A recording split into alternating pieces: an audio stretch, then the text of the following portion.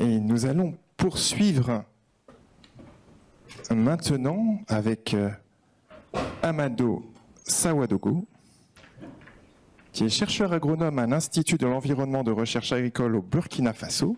Et je vous laisse la parole. Merci.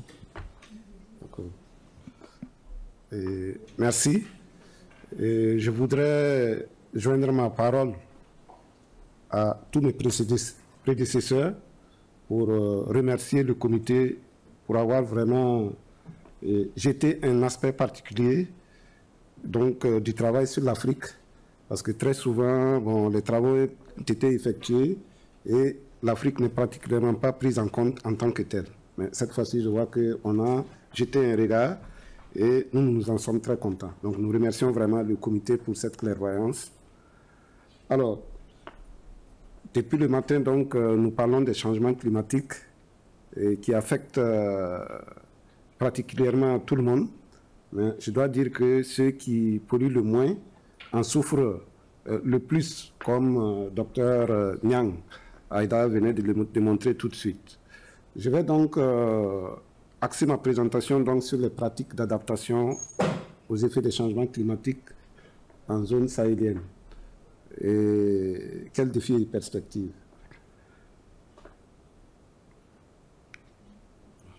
Donc, c'est bien sûr passer en revue les pratiques d'adaptation et les défis pour leur valorisation.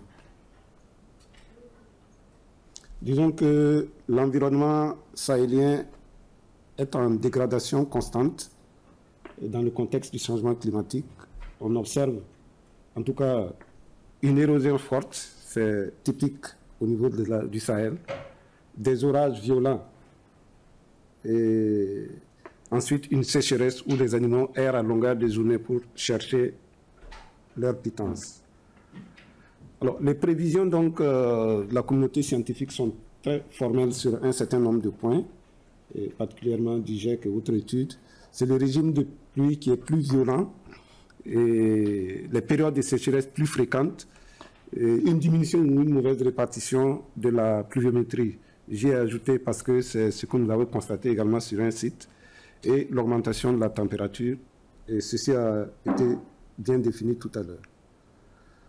Alors, je présente un peu une évolution des isoètes avant l'indépendance du Burkina pour une zone.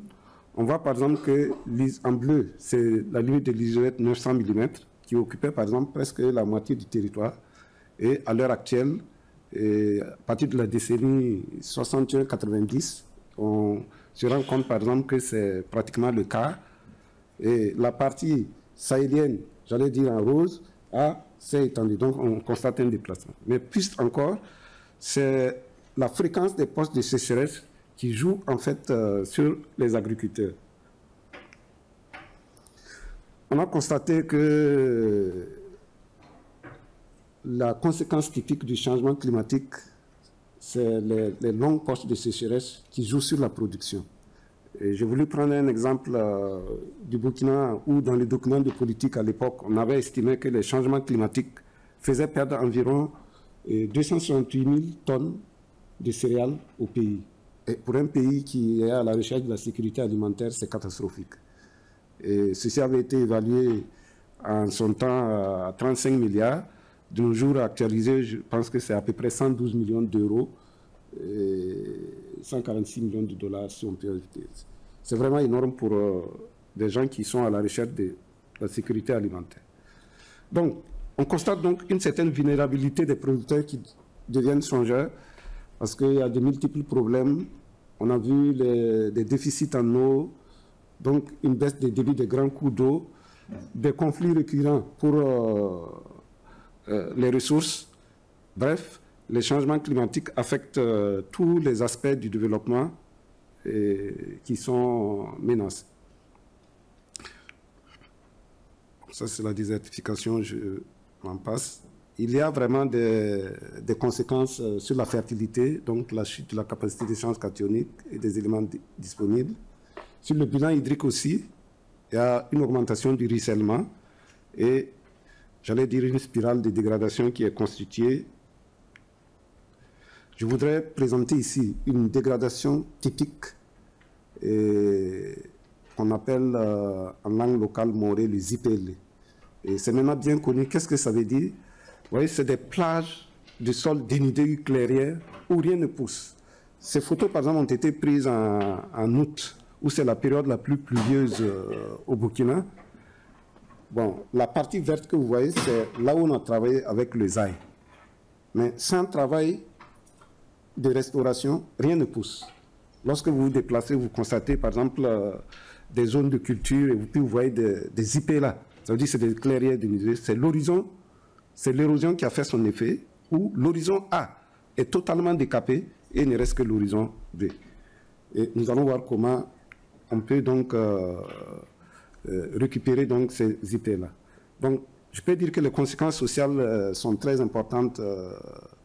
Vous avez une dégradation des terres qui entraîne une désorganisation des sociétés, un endettement pour la sécurité alimentaire, des conflits d'accès aux ressources, etc. Bref, des gens qui migrent pas parce qu'ils veulent, mais parce que les conditions sont devenues extrêmes et il faut se chercher ailleurs.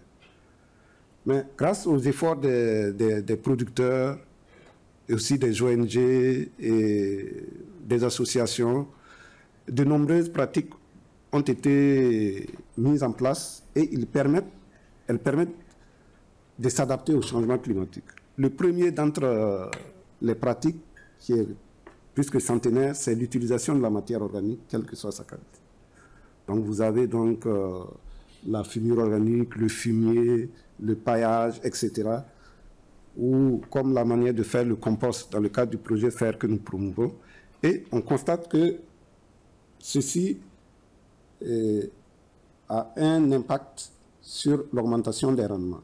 Par exemple, pour un terrain sans fumure, si vous voyez en rose, vous avez par exemple une production de 300 kg par hectare. Si vous mettez 2,5 tonnes, vous avez 600.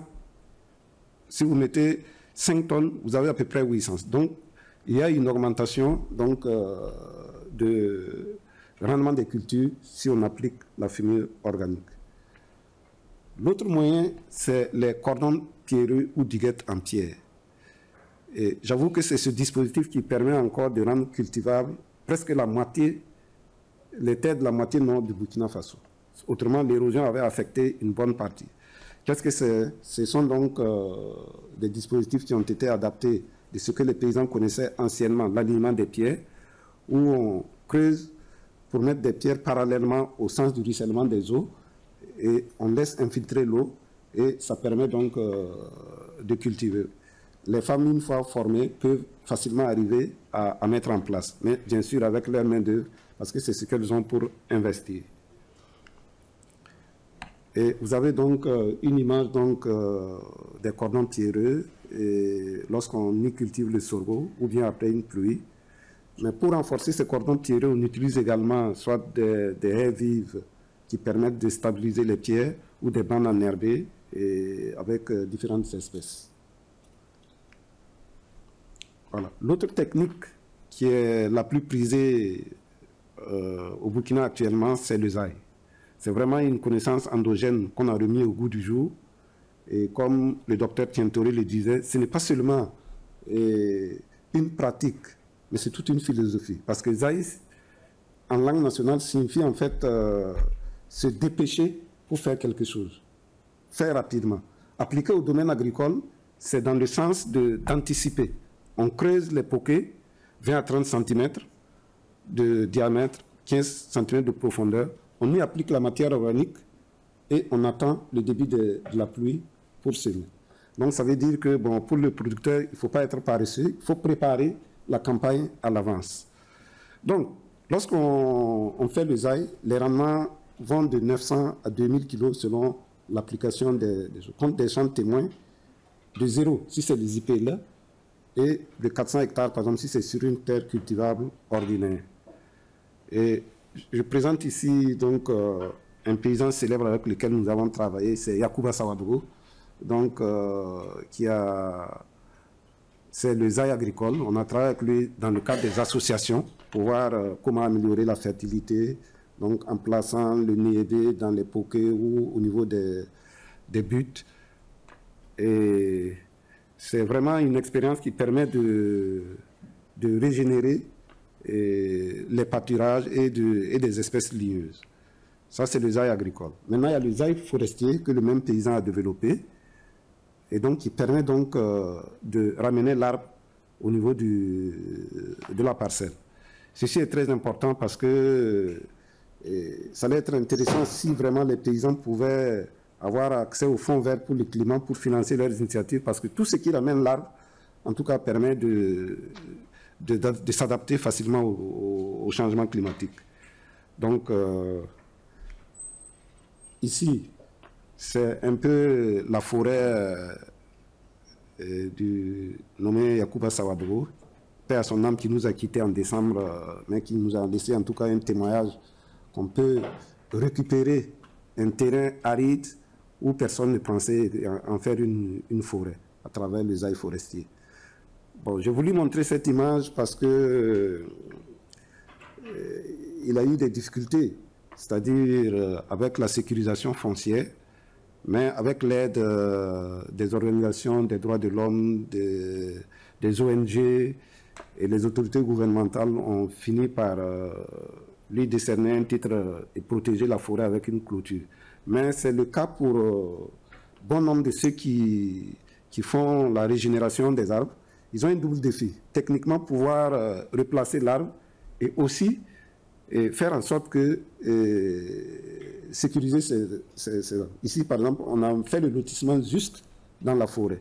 Donc, n'eût été l'intervention de plusieurs personnes et ce serait perdu. Mais la plupart d'une vingtaine qui ont vraiment régénéré des arbres restent dans ce cas. Je voudrais également présenter les demi-lunes. On les appelle des grands zai. C'est également des ouvrages qui sont installés perpendiculairement au sens du ruissellement des eaux et qui permettent de collecter l'eau et de produire. C'est également une technique très efficace pour la récupération des IPLA. Ici, on a une image un peu de demi-lune à la récolte, et un peu le modèle adopté par les femmes, comme elles ont des superficies beaucoup plus petites, donc elles font des dimensions, des demi-lunes de dimensions beaucoup plus réduites, mais tout de même efficaces. Et l'agroforesterie, de mon point de vue, en fait, c'est le meilleur moyen d'adaptation au changement climatique. Tout ce qui ramène l'arbre dans les champs ramène la matière organique, permet l'activité biologique et permet de faire plusieurs choses en même temps, que ce soit pour les animaux ou pour les humains. Et nous allons ici montrer deux exemples de récupération d'arbres et par un producteur qui faisait le zai, mais il est non propriétaire foncier. De ce fait, il ne pouvait pas planter des arbres.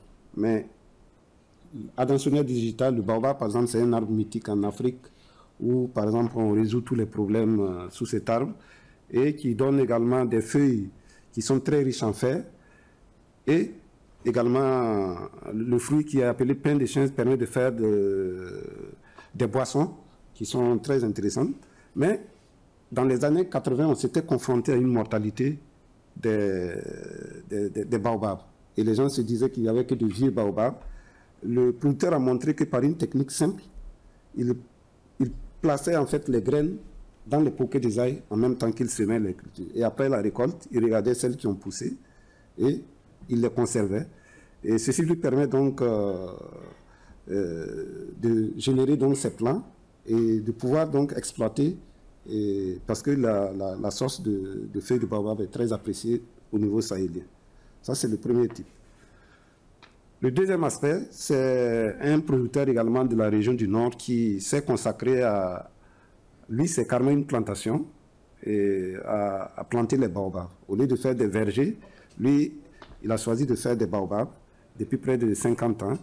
Et c'est vraiment une expérience très intéressante également, puisque la zone où il est situé, c'est plus ou moins dans la région humide du Burkina, dans la boucle du monde. Et je voudrais maintenant présenter quelques résultats de recherche liées à cela, mais je présente d'abord la pluviométrie. En réalité, on se rend compte que ce n'est pas souvent le cumul pluviométrique qui est important, mais la répartition. Parce que vous verrez que, par exemple, pour le cas des pratiques CS, par exemple, que nous avons étudiées pendant plusieurs saisons, en 2018-2019, la pluviométrie que nous avons montrée, la pluviométrie, par exemple, de 2020, était légèrement supérieure à la pluviométrie, mais une bonne répartition parce qu'il y avait 39 jours de pluie et donc les rendements étaient nettement beaucoup plus élevés. Donc on voit donc que quelle que soit la pratique qu'on utilise, que ce soit le zaï, les cordons pierreux, il y a un effet positif sur le rendement. Ici, par exemple, vous voyez le zaï, vous avez le témoin qui n'est même pas encore arrivé à chose et vous avez le zaï qui est à maturité à gauche. OK. Donc, le zaï également a un effet sur l'élevage par la production de la biomasse. Et ça suit la même tendance parce qu'on constate que ceux qui sont des grands producteurs sont en même temps et ceux qui font l'embauche parce qu'ils ont plus de résidus. Et l'autre aspect, c'est la régénération des arbres. Et on a pu voir que les combinaisons de techniques zaï plus cordon pierreux permettent, le zaï, les cordons pierreux permettent mieux de régénérer la nature. Donc, bon, ici, c'est un peu l'association des différentes techniques avec la microdose, c'est-à-dire des faibles engrais minéraux. Bon, en matière de changement climatique également, on ne peut pas oublier l'irrigation, parce que c'est celle-là qui permet également d'assurer la sécurité alimentaire et nutritionnelle. Bon, c'est vrai qu'il y a l'irrigation goutte à goutte qui est développée, mais lorsqu'on n'en a pas, il faut se fier comme la jeune fille à la force de ses bras, essaie de produire sa pitance. Donc, les défis face au changement climatique, c'est vraiment accroître la productivité de manière durable par une utilisation concertée des ressources, réduire la pauvreté en milieu rural et les défis des services d'accompagnement, les industries de transformation, la gestion des stocks. Les perspectives, il faut renforcer la capacité des acteurs, et l'utilisation combinée des amendements et ensuite développer des paquets technologiques avec les paysans. C'est l'exemple que nous faisons dans le cadre du projet FAIR où nous faisons de la co-conception et de la co-évaluation. Nous mettons en place sur une plateforme des expérimentations. Nous faisons visiter et nous faisons évaluer par les producteurs eux-mêmes. Et après, chacun choisit la technique qui a marché et il compare dans son champ. C'est une séance de restitution de ces activités. Ensuite, il faut favoriser les activités d'intégration agriculture-élevage, faciliter l'accès au crédit et également des prix rémunérateurs aux producteurs. Au niveau scientifique également, c'est continuer avec les observateurs pour le suivi des indicateurs de dégradation et des référentiels pour les indicateurs de durabilité. Donc, en conclusion, on peut retenir un impact positif des pratiques d'adaptation sur la réhabilitation des terres, une amélioration du rendement sur des terres aménagées et valorisées, et une sécurisation des zones à risque. Et j'avoue que souvent même la présence des arbres dans les champs aménagés, souvent, est plus importante qu'au niveau des parcours naturels qui sont ouverts à tout le monde et qui continuent de se dégrader sans traitement. Et je termine donc par cette étude qui avait constaté que si on investit $1 dans l'agroforesterie, le producteur en récolte 6 et pour la société tout entière 13. Donc, par différents aspects, les services écosystémiques. Donc, je vais terminer par cette réflexion qui dit qu'il faut protéger et nourrir la terre pour qu'elle puisse nourrir les hommes. Donc ici, une vue des IPLA et une bonne récolte dans la zone du Sahel, en espérant que nos mamans auront des tricycles et des moyens de transport plus élaborés que toujours avec la tête. Je vous remercie.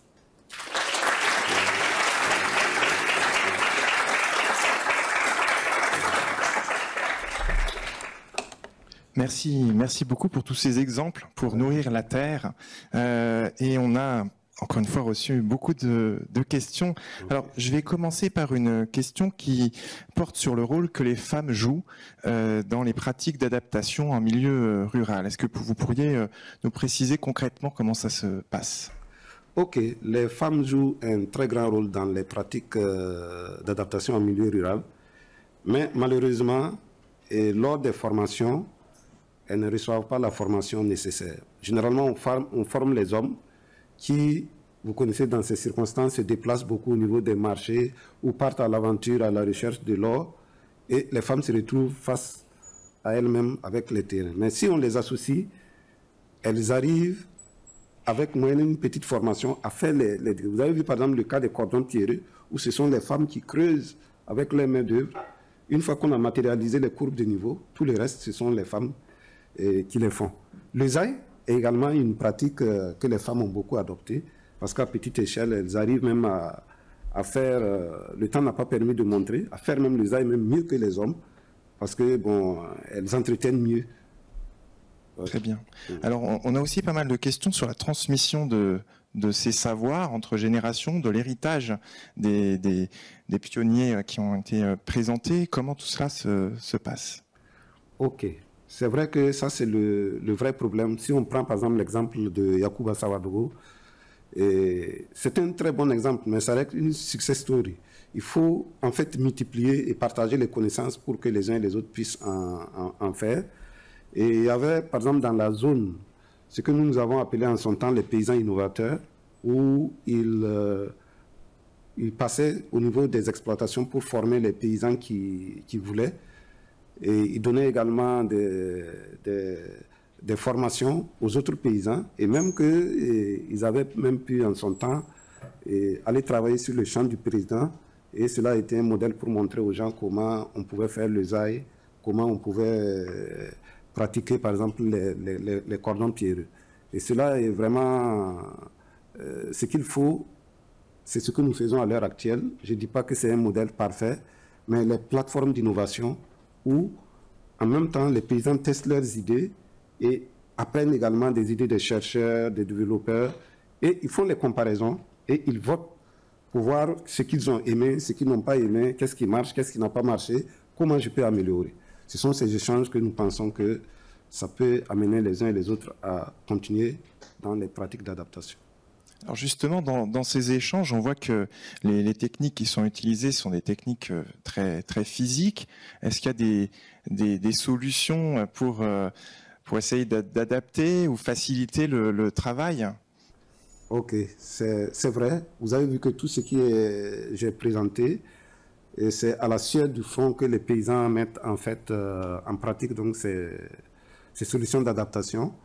C'est parce qu'en fait, il y a eu une diminution du financement pour ce qui concerne les projets de gestion des ressources naturelles au Sahel d'une manière générale. Il fut un moment où dans les années 90, lorsque vous parlez de gestion des ressources naturelles, vous avez des financements. Mais depuis la décentralisation, c'est autre chose. Et c'est vrai que bon, c'est d'autres infrastructures qu'on met en œuvre, mais les fonds ne reviennent plus vers... Or, c'est important. Même les maires et autres qui gèrent les villes et autres, si il y a une bonne production, ils reçoivent en retour en fait des taxes, parce qu'il y a des produits agricoles sur le marché, il y a l'élevage qui marche bien, vous avez des animaux.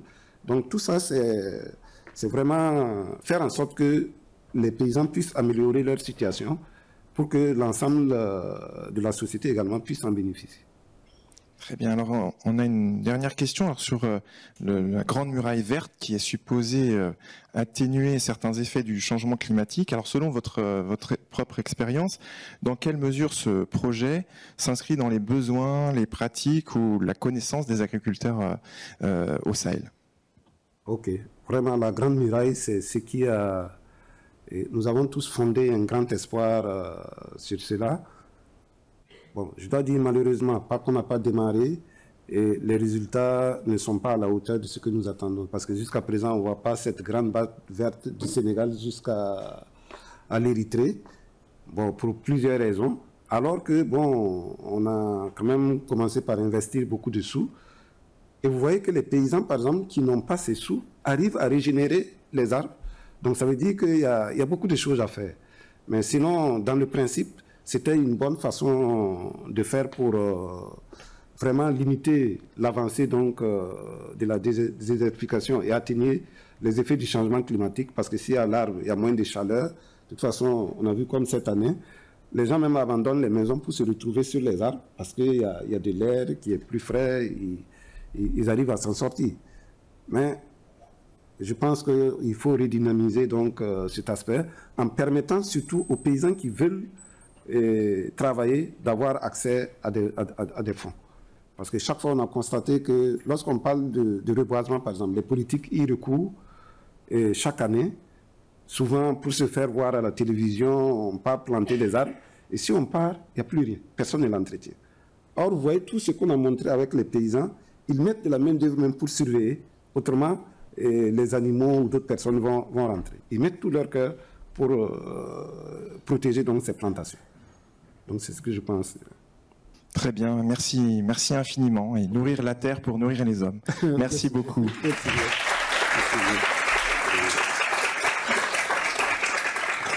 Merci à tous.